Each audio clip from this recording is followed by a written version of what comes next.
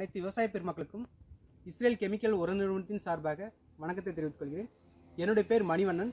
இந்த ஐசிஎல் உர நிறுவனத்தில் உளவியல் நிபுணராக பணியாற்றுகிறேன். நம்ம ஐசிஎல் உர கம்பெனி பார்த்தீங்கன்னா வாழை விவசாயத்திற்கு தேவையான அனைத்து உரங்களையும் தயாரித்து விற்பனை செய்கிறாங்க.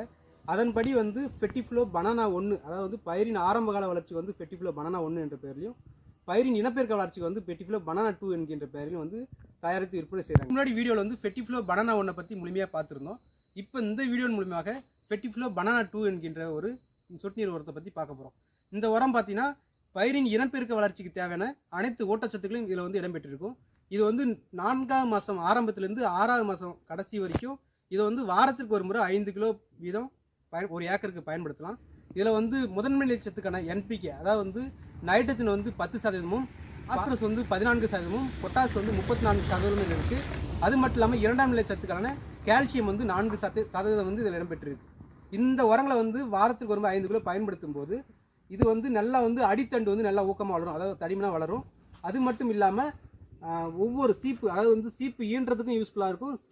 ஒவ்வொரு சீப்புக்கும் உண்டான இடைவெளி அதிகப்படுத்தி கொடுக்கும். காய் சைஸையும் பெருசுப்படுத்தி கொடுக்கும். இது பிஹெச்சின் மதிப்புன்னு பார்த்தீங்கன்னா 2.9 இருக்குது. 1 லிட்டர் தண்ணிக்கு 500 கிராம் வரையும் கரைதிறன் கொண்டது.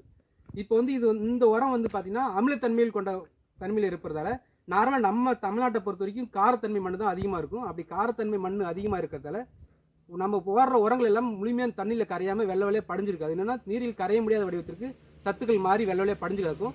நம்ம கொடுக்குற உரம் அமிலத்தன்மையில் இருக்கிறதால அந்த உரத்தையும் கரைச்சி பயிருக்கு கொடுத்துரும். அதனால் நம்ம மண்ணின் சூழ்நிலைக்கு ஏற்றவாறு இது போன்ற உரங்களை பயன்படுத்தி மகசூலை அதிகரிக்குமாறு கேட்டுக்கொண்டு விடைபெறுகிறேன். நன்றி, வணக்கம்.